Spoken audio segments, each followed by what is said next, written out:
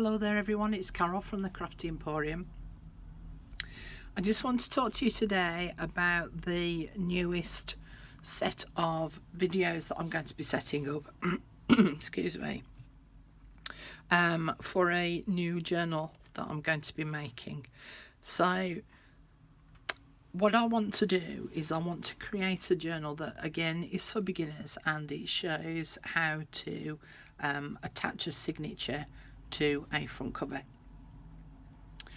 There's quite a few videos out there, you know, already covering this subject, but I just want to show you the process of how I go about doing that. It's going to be a single signature that we're going to attach, but I'll come to that in a minute. Recently I did a couple of subscription packs. So one was this first one, which is called Journal Essentials, and this was the first part of the first pack that was sent out.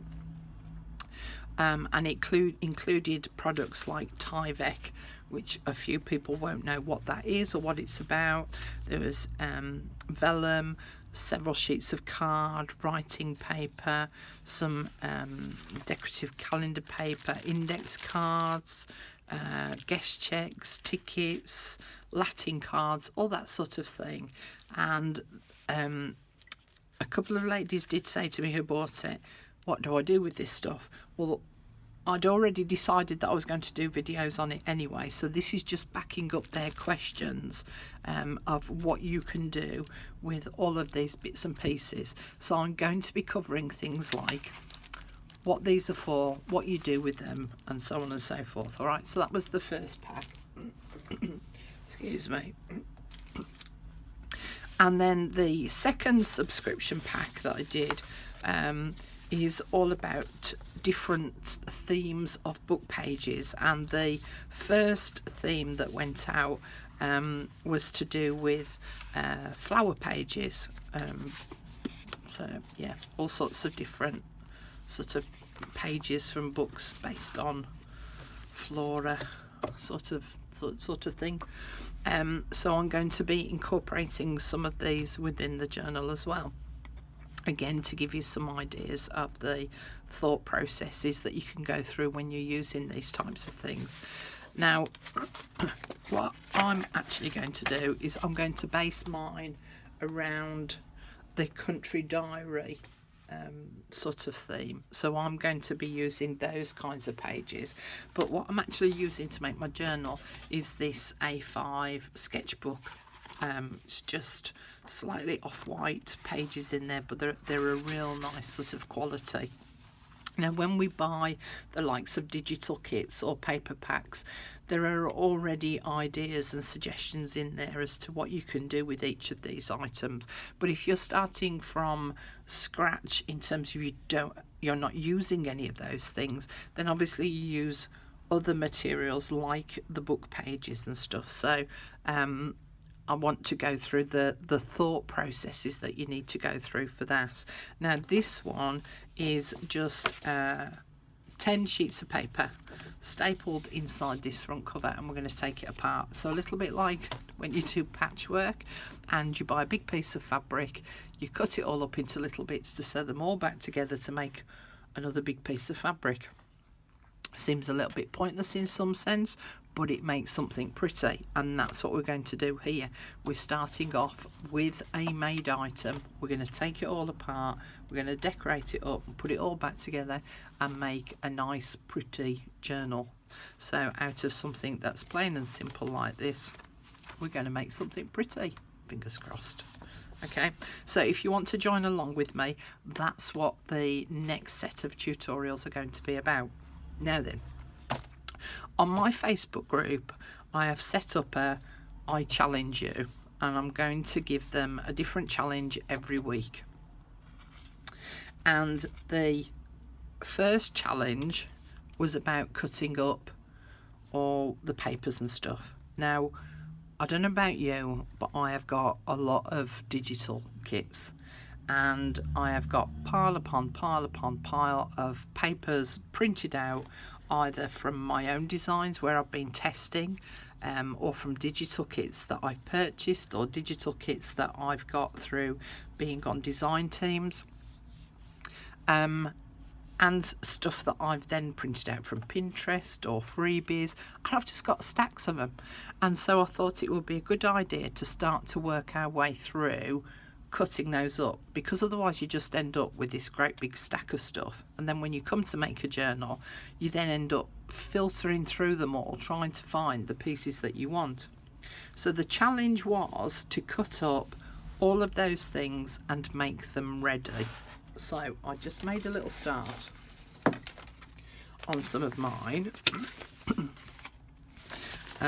So just to give you a little bit of an idea. Now what I did was I found these lovely envelopes in all my stash, and so I've sorted them out to store them in each one of these envelopes so that I've got them to hand so that I can pull them out, because there's nothing worse, is there, than you're working in your little workspace and it gets smaller and smaller and smaller because you've just got all this stuff lying about everywhere, of like you've got all these big sheets of paper with your tags printed on or your bits of ephemera printed on, and you have a pile of them here and a pile of them there, and then you cut a bit out of one and cut a bit out of another, and then you've got all the scraps that you've got left over cut out, and you're a bit like, it's getting smaller and smaller, my workspace.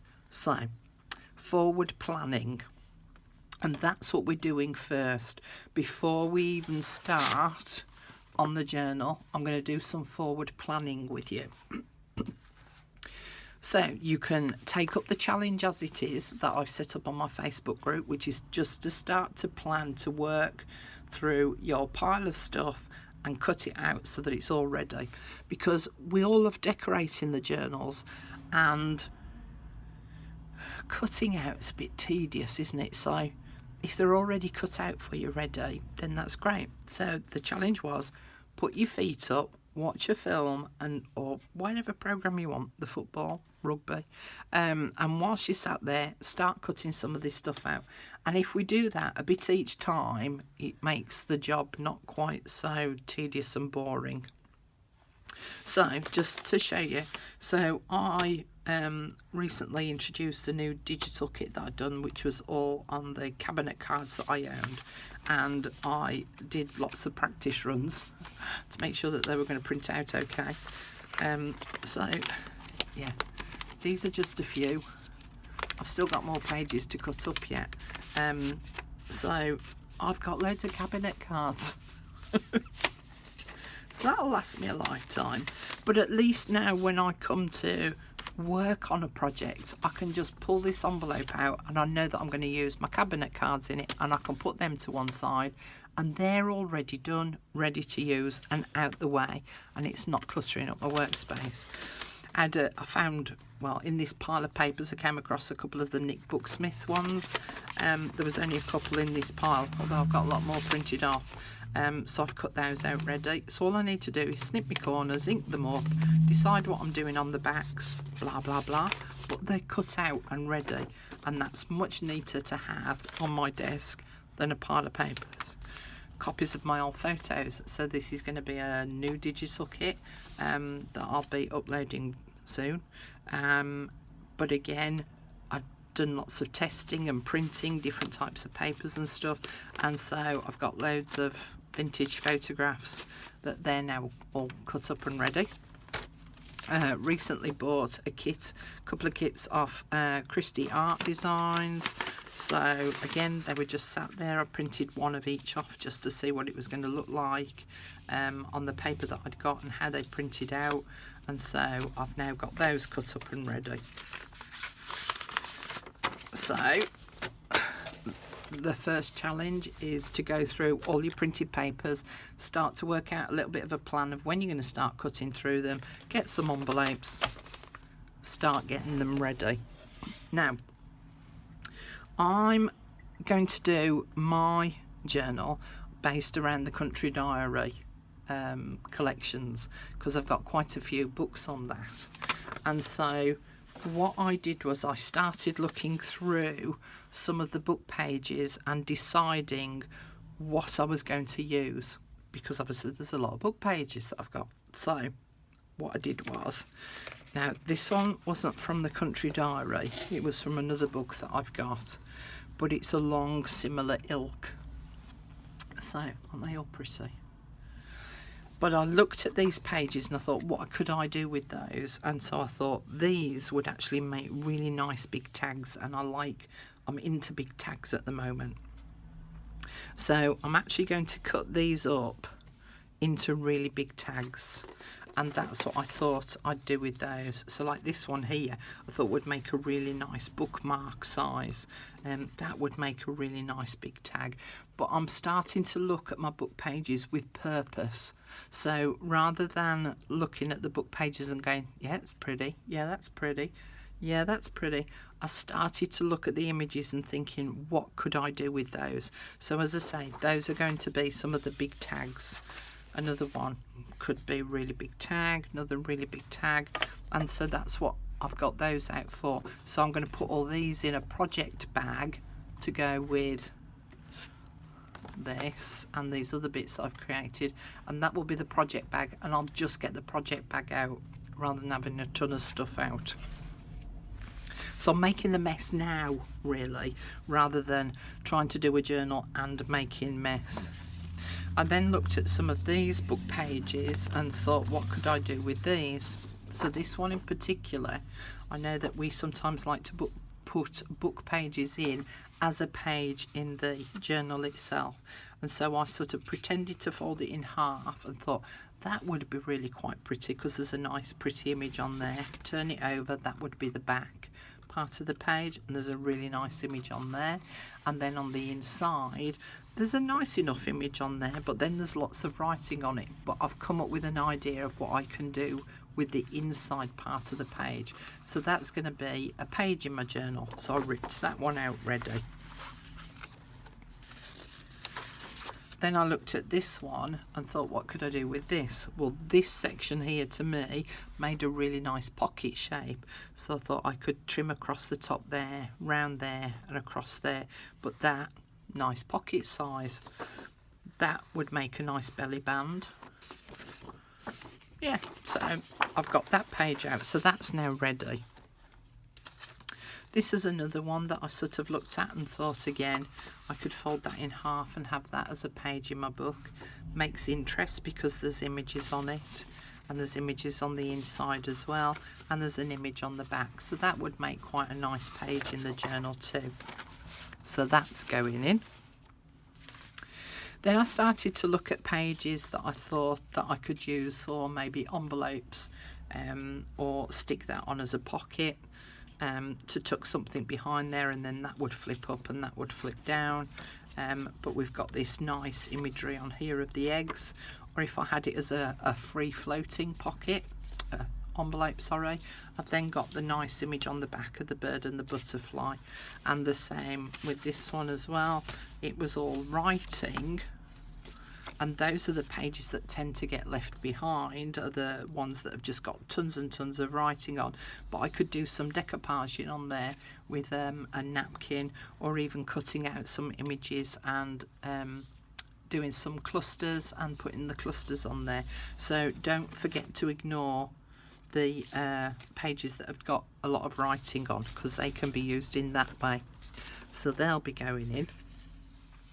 I then saw this image in another book and thought that that would make a really nice long pocket on the side of the page.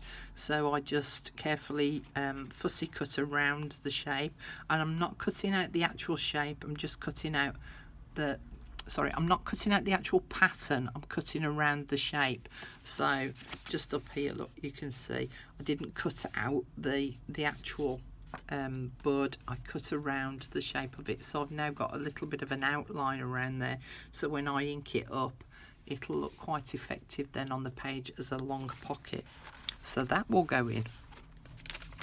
And then I was just messing about with the envelopes and thought, what if I made it into a window envelope? So I just used one of my dies and cut out a bit of a rectangular shape. So again, I've got a visual image of what's going to be in there, but that was just me messing. And I sorted out some of these images. So I'll cut out the butterfly. Now the butterfly, that word was to go with, hang on, where's it gone? There. So this was at the top of the page, and then the butterfly and the words hawthorn blossom and small tortoiseshell butterfly were at the bottom of the page. But I cut that out and sort of fussy cut around the shape, because I thought, wouldn't that make a nice tuck spot at the top of a page? And then let me just open this up. Use your imagination a bit. But if I had that at the top of the page, see, that would make really quite a nice little tuck spot up there. And then, where's my butterfly gone? There. And then put the butterfly on, and then put the words up there that relate to this picture, and they could go on there as well. So they're part from the same page, but I've cut them out and I can rearrange them on my journal page to look a little bit more decorative. All right, so then I sorted out, so that's one element, and then this was another one. So I cut that out and thought that would make a nice corner pocket tuck spot down there, so that can go in as well. And then I found a book that I'd got a pack that had got these already die cut out. So let me just show you the envelopey one, and then I thought I could put that on there. Wouldn't that be quite pretty?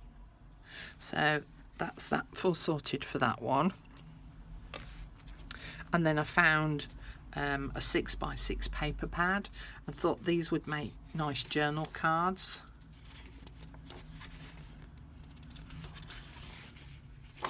And then these two little ones here, thought I could make a little mini notebook with those, one on the front, one on the back. There was these nice little borders on as well that I could use. And then I came across this one with the poppies on, which again, with it being rectangular, I thought that would make a nice pocket. So the first part of my challenge for you is that if you want to start to work out a plan of going through all your printed papers and start cutting them up and prepping them out, that's that part, because this is all about the preparation before we make our journal, so that it makes it easier to create it. And then the second part of it is to pick a theme and then start to do your prep work. So start to pick out your images that you want to use and start to get them ready. Now, as you can see, they're not completely all finished and ready just to slot in. They're only cut out ready and grouped together with some thought process as to what I could actually do with them. So when I come to start to make the journal and decorate it, then I've got all these bits and I'll put them away in a bit. Stop faffing on with that. At least I've got all these bits prepared and I haven't got my desk totally cluttered with a whole ton of books and papers and bits and pieces. I'm all ready and set to go, so to speak. Does that make sense? I hope so. Okay, so there's two challenges in terms of preparation for this next set of tutorials that's coming. There's going to be another one or two videos prior to making the journal talking about the prep work again. So I hope that you will pop by, take a look. I hope you get some inspiration from them, and I'll see you in the next video. Thanks for watching. See you later. Bye.